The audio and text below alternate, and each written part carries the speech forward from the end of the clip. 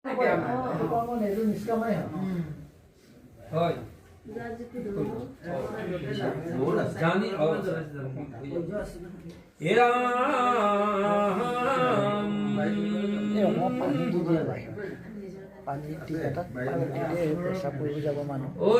মোৰ মতলয়া সুখ পৰিহৰা মুতৰ পিছদৰ মত থাকি যুদ্ধ কৰা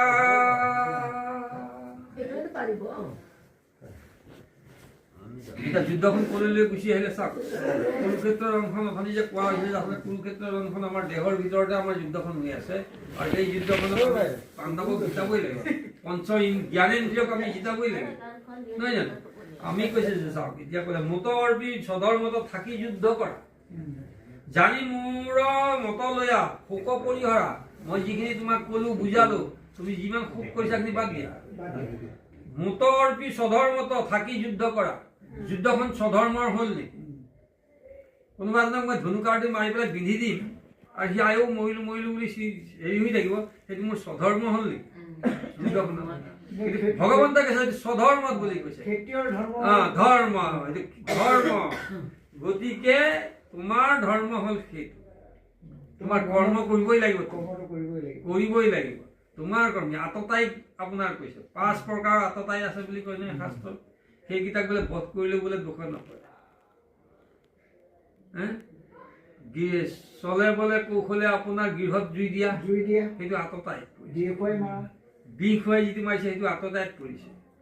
আপোনাৰ পৰস্ত্ৰী হৰণক আততায়ীত পৰিছে কাৰোবাৰ দুটা যদি চলে বোলে কৌশলে ফুচলাই মেলি লৈ গুচি যায় সেইটো আততায়ী তাক বধ কৰিলেও হেৰি নহয় 5 প্ৰকাৰ আততায়ী এই ঠিক তেনেধৰণৰে আপোনাৰ কৈছে যে তেওঁলোকক মাৰিলে যেনেকৈ বেয়া হেৰি নহয় গতিকে এওঁলোক কি হ'ল চলে বোলে কৌশলে ভূমি মাটি কাঢ়ি লৈছে কৌৰৱে তাৰ মাজত কৈছে বেজিৰাগৰ মাটিকণো দিয়া বুলি কৃষ্ণই কৈছিলে তেওঁ সেইকণো দিব নোৱাৰো বুলি ক'লে লগে লগে আততায়ীলৈ ৰূপান্তৰিত হৈ গ'ল গতিকে আততায়ীক বধ কৰা গতিকে আমাৰ আততায়ীয়ে কি কয়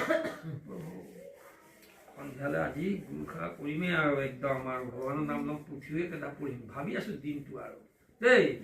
আততায়ীটো আমাক আক্ৰমণ কেনেকৈ কৰে চাব ভাবি আছো আৰু কোনোবাজন আহিলো এই সন্ধিয়া গুৰুখা হেৰি মন্দিৰত সোমাবই লাগিব নামঘৰত আজি গুৰুখা কৰিম আজি পুথিৱে কেইটা পঢ়িম ঠিক সন্ধিয়া বেলিটো বহিলা আৰু সেই যে কথাটো কৈ আছিলো পাহৰিছোঁ আৰু লাহে লাহে এই সন্ধিয়া হৈ গ'ল আৰু মই আমুক জেগালৈ যাবলগীয়া হৈ গ'ল আৰু এতিয়া এই বাদে গুৰুখা তালৈকে গুচি যাওঁ সেই জেগাখনকে সোমাই যাওঁ সোমাই যোৱাৰ লগে লগে মোৰ কি হ'ল মোক আততায়ীয়ে পালে নাই সেই